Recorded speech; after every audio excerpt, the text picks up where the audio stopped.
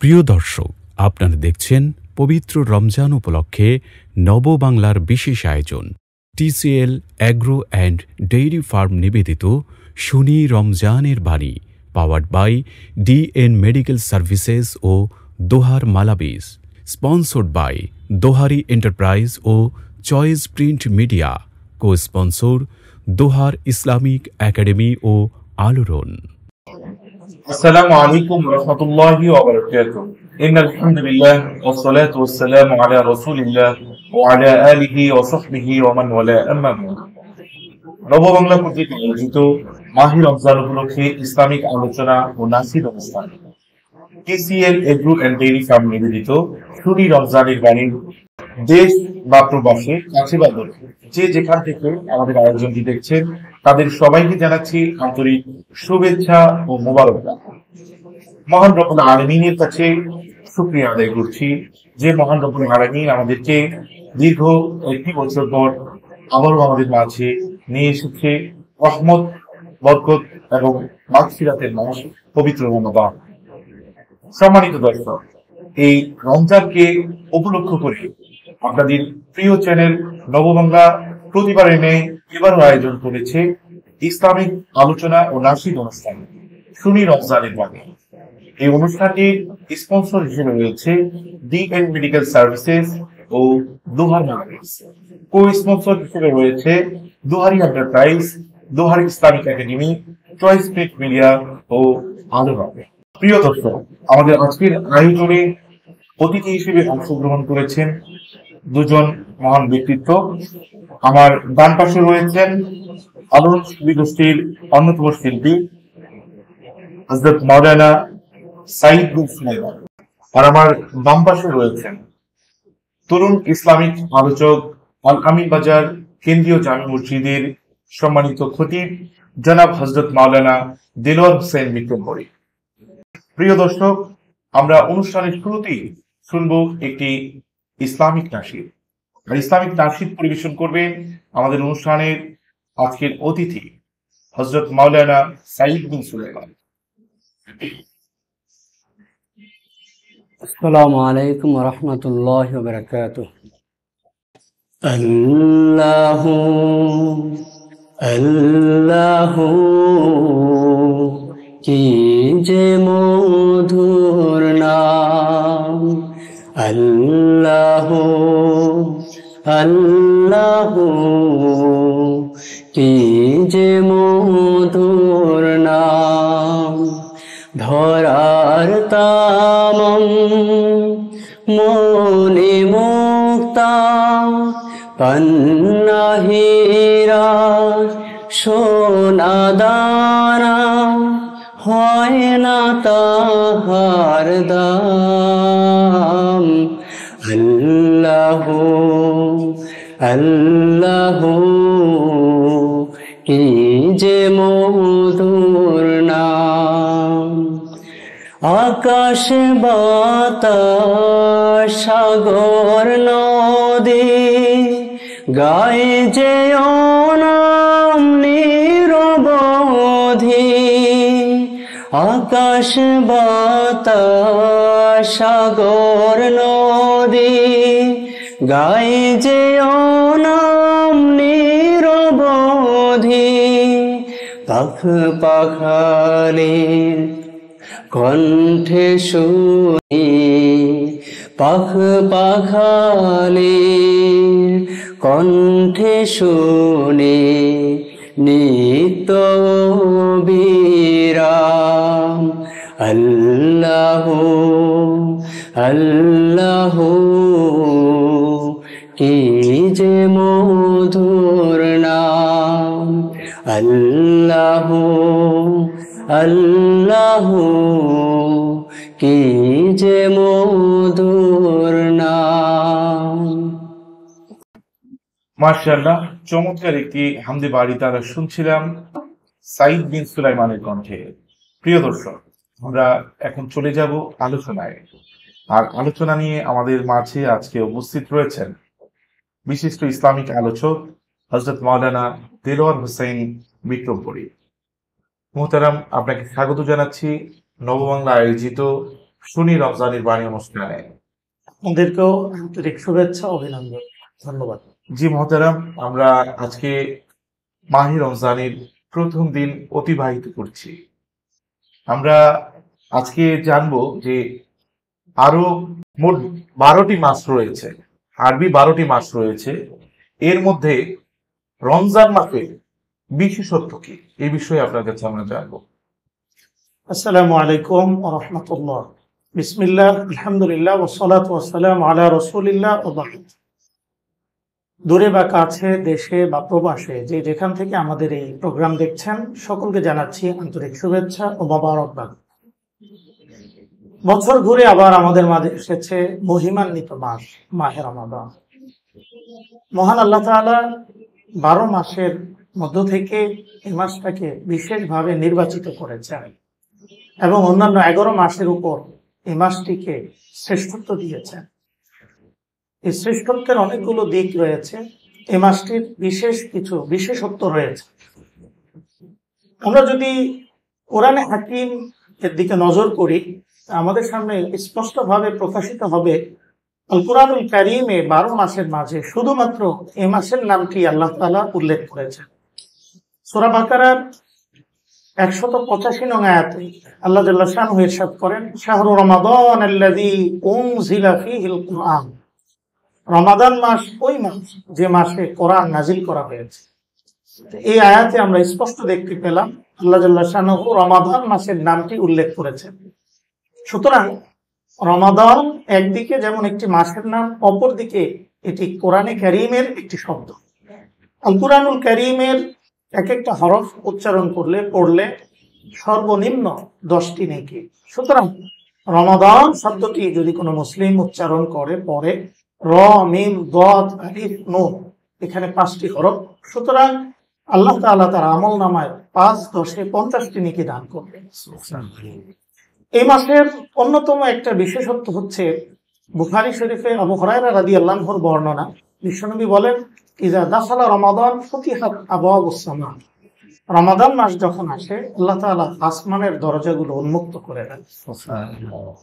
আল্লাহ জাল্লা শানুহুর রহমত, বরকত বিশ্ববাসীর উপর বৃষ্টির মতো বর্ষিত হতে থাকে।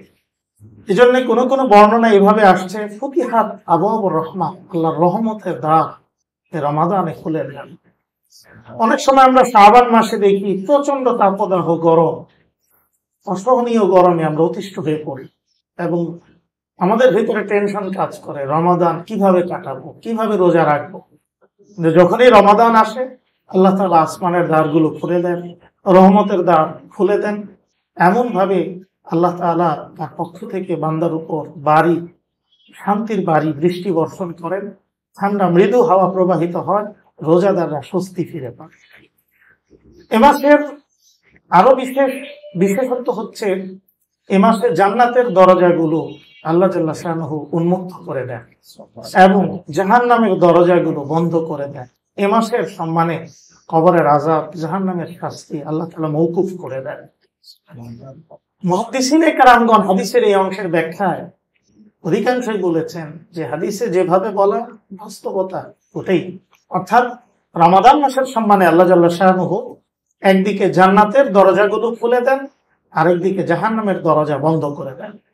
কোন কোন ইসলামিক স্কলার এই হাদিস অংশের ব্যাখ্যা করেছেন এভাবে, জান্নাতের দরজা খোলা আর জাহান্নামের দরজা বন্ধ করার দ্বারা উদ্দেশ্য হচ্ছে এ মাসে আল্লাহ তাআলা নেক আমল করার এবং গুনাহ থেকে বাঁচার মতো পরিবেশ সৃষ্টি করে দেন, যে নেক আমল করার দ্বারা, গুনাহ থেকে বাঁচার দ্বারা বান্দা জান্নাতে যেতে পারে, জাহান্নাম থেকে বাঁচতে পারে। এটাই জান্নাতের দরজা খুলে দেওয়া, জাহান্নামের দরজা বন্ধ করে দেওয়ার দ্বারা উদ্দেশ্য। সম্মানিত সুধীর, এ মাসের আরো একটি বিশেষত্ব হচ্ছে এ মাসে আল্লাহ জাল্লা শানহু শয়তানকে কারাবন্দী করে, শিকলবন্দী করে। হাদিসে এসেছে, বুখারীর বর্ণনা, উসুল সিলাতিশ শায়াতিন, নবীজি বলেন রমাদান মাসে শয়তানদেরকে শিকলবন্দী করা হয়, কারাবন্দী করা হয়। যার কারণে আমরা বাস্তবে দেখতে পাই রমাদানে ব্যক্তি এবং সমাজ জীবনে গুনাহের তৎপরতা অনেকাংশেই কমে যায়। তারপরও আপনাদের মনে প্রশ্ন থাকতে পারে, শয়তান বন্দী, মানুষ গুনাহ করে কেন? মানুষ তো গুনাহ করে শয়তানের প্ররোচনায়, শয়তান তো বন্দী, গুনাহ হবে কেন? গুনাহ হওয়ার কিছু কারণ আছে। শয়তান বন্দী ধরেন। তারপরেও গুনাহ হওয়ার অন্যতম কারণ হচ্ছে যে 11 মাস আমরা গুনাহ করতে করতে গুনাহের প্রতি যে আমাদের একটা অভ্যস্ততা হয়ে যায়, আমরা গুনাহে যে অভ্যস্ত হয়ে যাই, সেই অভ্যস্ততার দরুন এ মাসেও গুনাহ চলতেই থাকে। আবার শয়তান বন্দী ঠিক আছে, কিন্তু আমাদের প্রত্যেকের মাঝে একটা নফস প্রবৃত্তি আছে, সেই প্রবৃত্তির কারণেও আমরা গুনাহ করি। হযরত ইউসুফ আলাইহিস সালাম তিনি স্পষ্ট বলেছেন, সূরা ইউসুফে আসছে 13 নম্বর পারার প্রথম আয়াত। উনি বলেন, ওমা উবাররিউ নাফসি ইন্নান নাফসা লাআম্মারাতুম বিসসুই ইল্লা মা রাহিমা রাব্বি। আমি আমার মনকে পুত পবিত্র মনে করি না, আমার মনও অন্যায়ের ব্যাপারে উদ্বুদ্ধ করে, উৎসাহিত করে। সুতরাং এই নফসের তাড়নায়ও আমরা গুনাহে নিমজ্জিত হই। আবার জিন শয়তান বন্দী ঠিক আছে, মানব রূপী যে একটা শয়তান আছে, সেটা হচ্ছে সোহবতে সু, যেটাকে আমরা অসৎ সঙ্গ বলে থাকি। এই অসৎ সঙ্গের দরুনও মানুষ গুনাহকে ছাড়তে পারে না। সর্বোপরি কথা হচ্ছে শয়তান বন্দী, এজন্য রমাদানে গুনাহের তৎপরতা কমে আসে। এ মাসের আরেকটি বিশেষত্ব, যে বিশেষত্বের কারণে আমরা এ মাসে আরো বেশি আমল করার প্রতি উৎসাহী, উদ্গ্রীব হই। দেখেন, আমাদের দেশে যে মোবাইল নেটওয়ার্ক গুলো আছে, রবি, এয়ারটেল, বাংলালিংক, গ্রামীণ ফোন, ওনারা বিভিন্ন সময় আমাদেরকে অফার দেয়। সেই অফার গুলো আমরা লুফে নিই। আল্লাহ জাল্লা শাআনহু আমাদেরকে বিশেষ অফার দিচ্ছেন। এ মাসে একটা নফল কাজ, সাধারণ একটা ভালো কাজ যদি কেউ করে, আল্লাহ জাল্লা শাআনহু তাকে একটা ফরজ আদায়ের সওয়াব দান করবে। বিপরীতে আরেকটা বিষয় দেখেন, যদি কেউ একটা ফরজ আদায় করে মাহে রমাদানে, আল্লাহ তাআলা তাকে একটা দুইটা না 70টা ফরজ আদায়ের সওয়াব দান করবেন। হযরত সালমান ফারসি রাদিয়াল্লাহু তাআলা আনহু থেকে ইমাম বাইহাকি শুআবুল ঈমান গ্রন্থে নকল করেন, নবীজি শাবানের শেষ দিনে সাহাবায়ে কেরামদেরকে কিছু নসিহা করতেন, দিক নির্দেশনা দিতেন কিভাবে আপনারা রমাদান কাটাবেন। লম্বা একটা বর্ণনা এই হাদিসে নবীজি স্পষ্ট বলেছেন, মান তাকাররাবা ফীহি বিখাসলাতিন মিনাল খাইর কানা কামান আদ্দা ফরিদাতান ফীমা সিওয়াহু ওয়া মান আদ্দা ফরিদাতান ফী কানা কামান আদ্দা 70 ফরিদাতান ফীমা সিওয়াহু। কেউ যদি রমাদানে একটা ভালো কাজ করে, যে কোনো সাধারণ একটা ভালো কাজ, সেটা একটা ফরজ আদায়ের তুল্য। আবার কেউ যদি একটা ফরজ আদায় করে, সেটা অন্যান্য সময়ে 70টা ফরজ আদায়ের সমতুল্য। এজন্য একজন আনসারী নারীকে বিশ্বনবী খেতাব করে বলেছিলেন, ওই আনসারী মহিলা পরামর্শ চেয়েছিলেন, ইয়া রাসূলুল্লাহ, আমি উমরা করতে চাই, কখন করব, কখন মুখ্যম সময়? বিশ্বনবী তাকে সুস্পষ্ট বলে দিলেন, ইতামিরি ফি রমাদান ফাইনাল উমরাতা ফীহি কাল হাজ। আপনি উমরা করবেন, রমাদানে করেন, কারণ রমাদানে উমরা আপনি সুন্নাত আমল করবেন, আল্লাহ তাআলা হজের সওয়াব আপনাকে দান করবেন। সুপ্রিয় দর্শক, সুতরাং এই মাহে রমাদান আল্লাহর পক্ষ থেকে আমাদের দেয়া একটা স্পেশাল অফার, স্পেশাল সুযোগ। এই সুযোগটাকে আমরা কাজে লাগাই। এই রহমতের মাস, এই মাগফিরাতের মাস, এই নাজাতের মাস, এই বরকতের মাস নিয়ে আমরা মূল্যায়ন করি। আল্লাহ জাল্লা শাআনহু আমাদের সকলকে প্রত্যেকটা রোজা রাখা, তারাবির সালাত আদায় করা সহ অন্যান্য নেক আমলের মাধ্যমে, গুনাহ থেকে বাঁচার মাধ্যমে মাহে রমাদানকে মূল্যায়ন করার তৌফিক দান করুন। আজকে পর্যন্তই। আসসালামু আলাইকুম ওয়া রাহমাতুল্লাহ। প্রিয় দর্শক, আমাদের মুহতারাম অতিথি মাওলানা দিলওয়ার হোসেন বিক্রমপুরী সাহেবের কাছ থেকে মাহে রমজানের বিশেষত্ব নিয়ে চমৎকার আলোচনা করছিলেন। মহান রব্বুল আলামিন যেন আমাদেরকে এই রমজান মাসে, কুরআন নাজিলের এই মাসে বেশি বেশি ইবাদত করার জন্য এবং বেশি বেশি কুরআন তিলাওয়াত করার জন্য এবং হৃদয়ে কুরআনী শিক্ষা অর্জন করার জন্য রব্বুল আলামিন আমাদেরকে তৌফিক দান করেন। দর্শক, আমরা আজকের মতো এখানেই বিদায় নেব। কথা হবে আগামী পর্বে। সে পর্যন্ত আপনারা ভালো থাকুন, সুস্থ থাকুন এবং আমাদের নববাংলার ফেসবুক পেজ এবং ইউটিউব চ্যানেলে যুক্ত থাকুন। আল্লাহু আল্লাহু কি যে মধুর নাম, আল্লাহু আল্লাহু কি যে মধুর নাম।